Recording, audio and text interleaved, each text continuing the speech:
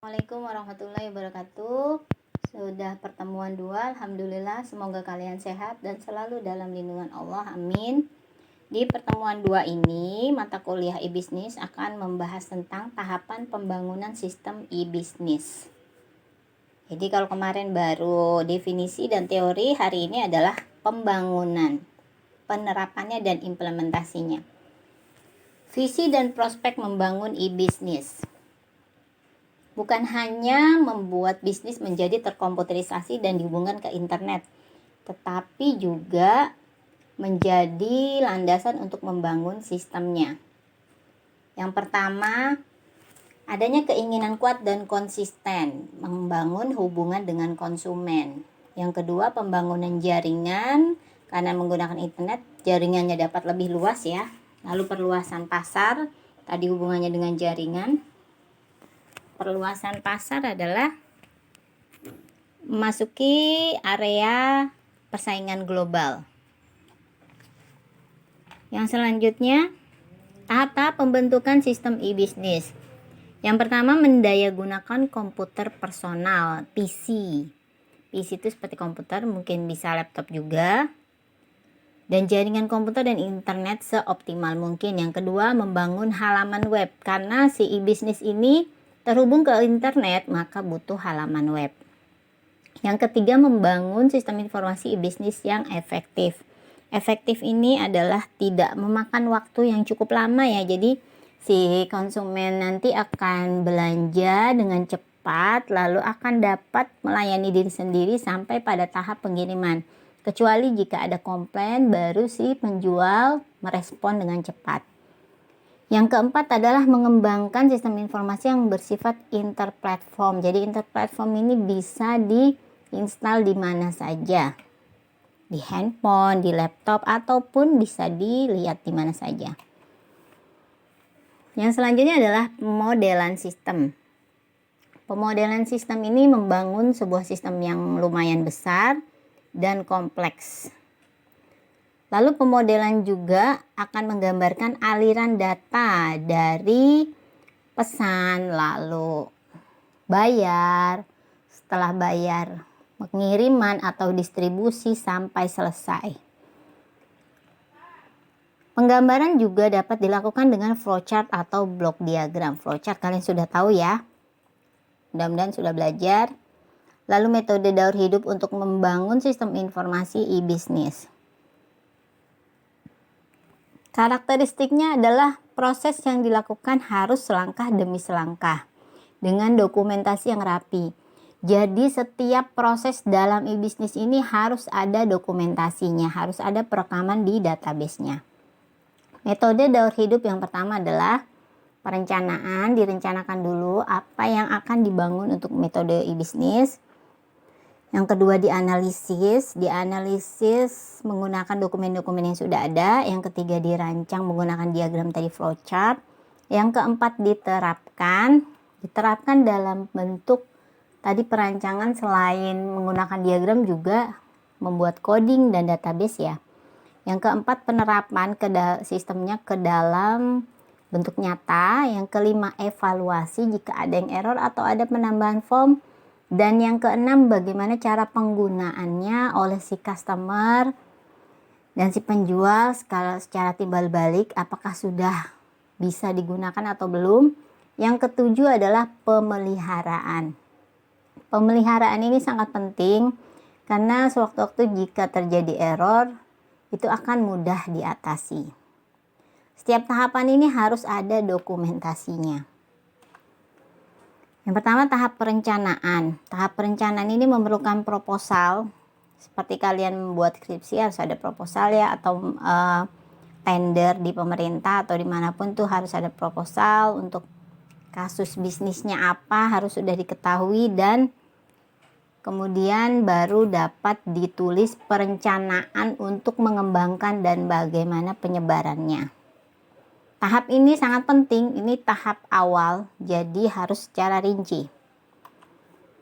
Tahap perencanaan meliputi yang pertama, memahami permasalahan apa yang terjadi sehingga harus dibangun e-bisnis. Misalkan permasalahan, oh ternyata barangnya terlalu banyak dan terlalu sulit untuk membuat laporan setiap bulannya.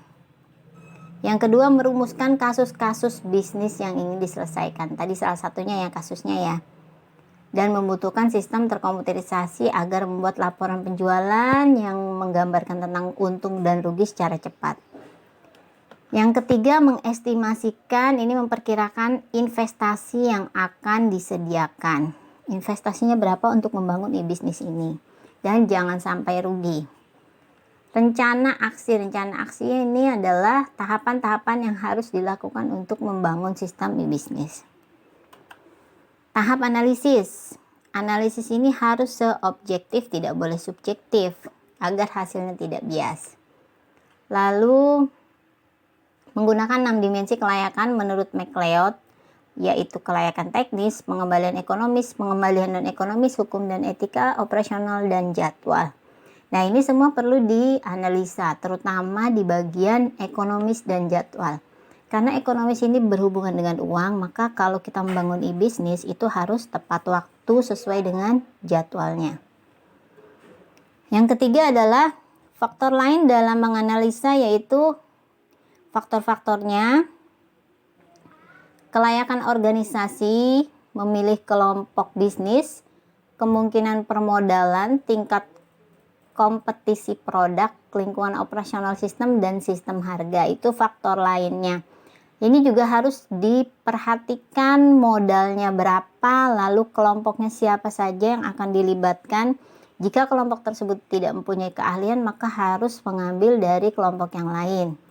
Lalu juga kompetisi produk, ini harus produknya berinovasi. Bagaimana bisnis ini dapat meningkatkan inovasi produk.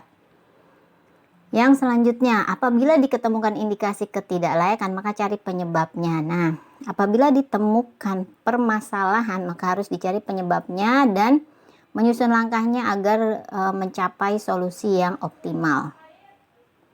Contohnya, tadi yang penjualannya, maka solusi optimalnya adalah dibuat form input barang, hitung barang secara otomatis, kemudian setiap bulan dapat dicetak laporan penjualannya. Lalu input pesanan juga itu sangat penting. Tahap perancangan. Ini adalah merupakan merancang kebutuhan sistem dari kebutuhan sistem. Lalu diharapkan juga lebih stabil dan fleksibel. Beberapa hal yang perlu diperhatikan adalah kebutuhan perusahaan, kebutuhan operator, pemakai, dan teknis. Jadi perancangan ini memperhatikan seluruh kebutuhan stakeholder. Stakeholder yang bermain ini siapa saja. Nah, kalau di sini stakeholdernya ada 4, perusahaan, operator, pemakai, dan teknis. Itu yang sangat urgent dan sangat utama. Kebutuhan teknis ini, kebutuhan pemakai ini yang paling penting. Pemakai yang menggunakan ini siapa? Misalkan bagian penjualan, lalu dengan customer, dengan konsumen. Nah, itu harus diperhatikan. Yang keempat adalah tahap penerapan. Tahap ini merupakan kegiatan untuk implementasi yang semuanya sudah disusun sesuai dengan prosedurnya, sesuai dengan bahasa komputer. Nah, penerapan ini adalah disusun tata tertib perjanjian konvensi agar setiap orang yang terlibat dapat mengikuti alur itu. Makanya harus ada tata tertibnya ya. Misalkan tidak si customer juga tidak boleh terlalu rewel. Jadi kebutuhannya sesuai dengan kenyataan, sesuai dengan transaksi pembelian penjualan. Untuk merealisasikan sistem pada tahap penerapan ini ditempuh beberapa metode. Penggunaan paket aplikasi. Contohnya antara lain metodenya penggunaan paket aplikasi, pengembangan oleh staf sendiri, insourcing, dan pengembangan yang dilakukan dengan kerjasama dari outsourcing. Nah, itu penerapan ya. Jadi perusahaan sekarang ini sudah banyak yang menggunakan karyawan secara outsourcing karena mungkin di dalam perusahaan tersebut keahlian dari karyawan itu tidak memenuhi kebutuhannya. Yang kelima adalah tahap evaluasi. Tahap evaluasi ini adalah tahap yang uji coba yang telah selesai disusun dan dapat dipastikan sudah benar. Tidak ada kesalahan, dan evaluasi ini juga merupakan uji coba sistem yang berguna untuk yang pertama, sistem sudah berjalan dengan benar. Lalu sesuai karakteristik yang ditetapkan atau sesuai kebutuhan dan tidak terjadi kesalahan sampai dengan penggunaan data. Itu evaluasi, itu yang sangat penting dilakukan. Evaluasi ini mencakup semua, mencakup form, mencakup database, mencakup input output, mencakup proses dan sebagainya. Faktor-faktor yang harus diperhatikan dalam mengevaluasi perangkat keras. Nah, ini perangkat keras yang dibutuhkan untuk membangun e-bisnis. Yang pertama adalah kecepatan. Jadi perangkat keras ini kapasitasnya harus cepat ya, tidak boleh lemot. Yang kedua, biaya. Nah, biaya ini juga penting. Besarnya biaya. Kalau perangkat keras semakin dia cepat, maka biayanya akan semakin besar. Dan jangan lupa biaya untuk operasi dan perawatan. Yang ketiga adalah kompatibilitas perangkat keras. Kompatibel, jadi perangkat keras ini harus kompatibel terhadap sistem-sistem, semua sistem yang terkait. Kompatibel ini cocok. Jangan sampai perangkat keras itu tidak cocok.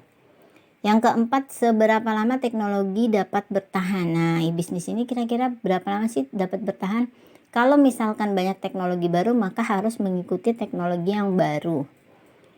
Yang kelima adalah sejauh mana pilihan terhadap komputer yang digunakan, perhatikan faktor-faktor ergonomik. Nah, faktor-faktor dari lainnya adalah harus diperhatikan dari luar, dari dalam, dan dari sebagainya. Yang keenam, tingkat handal dan skalabilitas jaringan komputer. Ini perlu diperhatikan, sangat penting, karena kalau lemot tidaknya itu tergantung jaringan komputer dan tergantung trafficnya. Jika trafficnya sedang padat, konsumennya atau pengunjung sedang padat, maka jaringan ini harus juga lancar. Seperti jalan tol ya, jangan sampai tersendat macet. Yang keenam adalah tahap penggunaan dan pemeliharaan. Jika sistem yang diuji coba sudah lolos, maka dapat mulai digunakan untuk mengenal sistem tersebut. Lalu pemeliharaan juga harus rutin, yang meliputi penataan ulang database, backup, dan scanning virus. Penataan ulang database ini jika terjadi, mungkin terjadi lemot atau kesalahan sedikit, dan backup biasanya setiap tengah malam. Lalu scanning virus ini juga penting karena banyak virus ya. Ini termasuk pemeliharaannya. Kegagalan sistem informasi e-bisnis, faktornya adalah yang pertama, e-bisnis ini adalah utama dan penting, sementara melupakan konsisten terhadap materi informasi, produk, dan respon layanan kepada konsumen. Nah, mentang-mentang kalian misalkan sudah punya aplikasi seperti e-bisnis, penjualan online gitu ya, maka melupakan kualitas dari terutama produk itu sendiri. Yang penting produknya sudah laku, lalu sudah aplikasi, udah cuek aja. Itu tidak boleh seperti itu. Dan respon layanan juga harus cepat.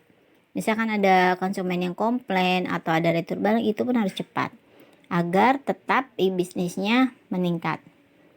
Yang kedua adalah antarmuka sistem informasi e-bisnis sering kurang interaktif, kurang komunikatif, dan kurang mudah digunakan oleh konsumen. Jadi kalian membuat interface atau antarmuka atau form itu harus sangat menarik sehingga si konsumen ini merasa nyaman untuk belanja di toko kalian dan tidak akan berpaling ke toko yang lain. Menarik, interaktif, komunikatif, banyak gambar atau animasi atau sebagainya. Dan jangan terlalu banyak warna. Yang ketiga adalah perubahan cara pandang, pola berbisnis, dan sistem dari tradisional dan lokal menjadi modern dan global.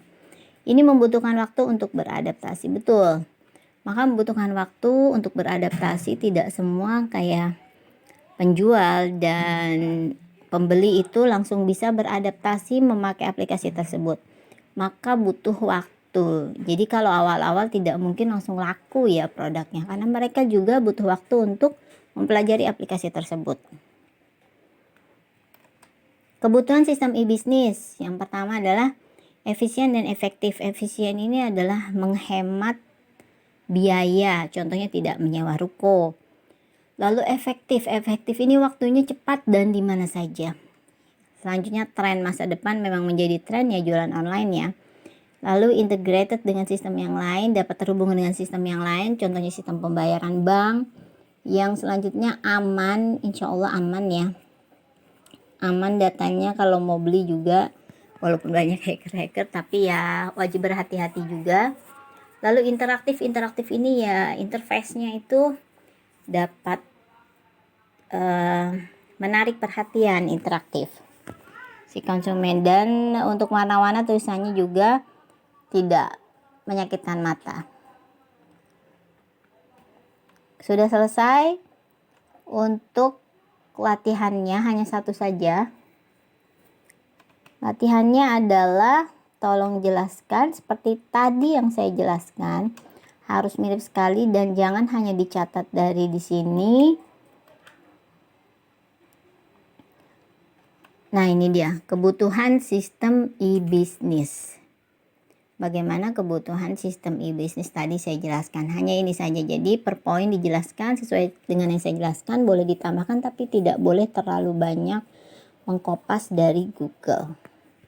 Sekian penjelasan dari saya, semoga bermanfaat. Jangan lupa like, subscribe, dan komen. Mohon maaf jika ada kesalahan atau kurang penjelasan, silahkan japri. Saya akhiri dulu. Wassalamualaikum warahmatullahi wabarakatuh.